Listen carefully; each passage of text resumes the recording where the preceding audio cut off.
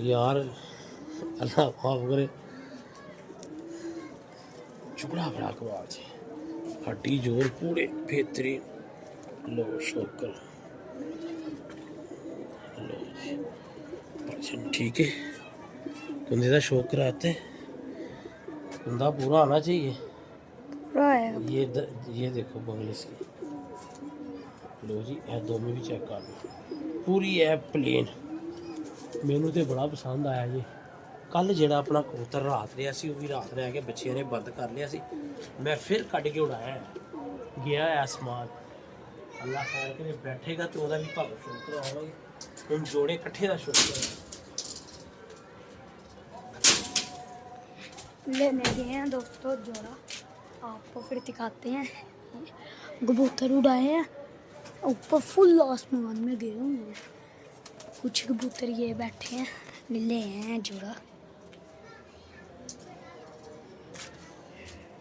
जो मेरा मालक गफूर रहीम तुहानू नवाजन से आंदा ना, फिर तुहानू टेंशन नहीं होनी चाहिए, बशर्ते तुहाडी नीयत साफ हो बस।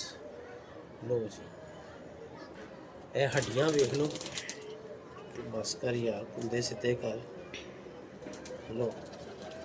ठीक है, ठीक है हाँ जी। इन्हों छड्डने ताकि अपनी गल्लां बातां करन, शाम नूं इन्हों लैके जाना। क्यों जी कैसा है? ओके बच्चियां दा शौक कराइए। चलो दोस्तों आज बच्चों का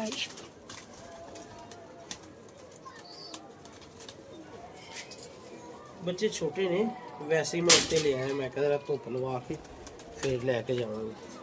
बड़ी देर नायाब कबूतर असी वेले रखे। ठीक है लो जी शौक करो।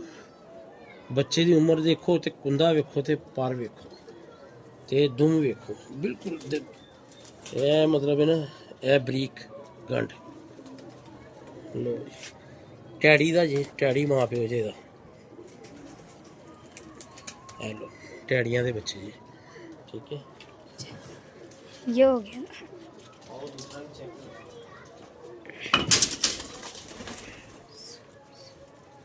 चूजू कर रहे नहीं, बाकी यह है कि अल्लाह खैर करे। बचपन चो ही दसदे होंदे ने जेह्ड़े बच्चे जेह्ड़े चंगा ब्लड है ना, बचपन चो ही दसदा है। वेखो कुंदा चेक करो। वो मैं आख्या धुप्प लगी है, मेरा धुप्प सेक लैणगे।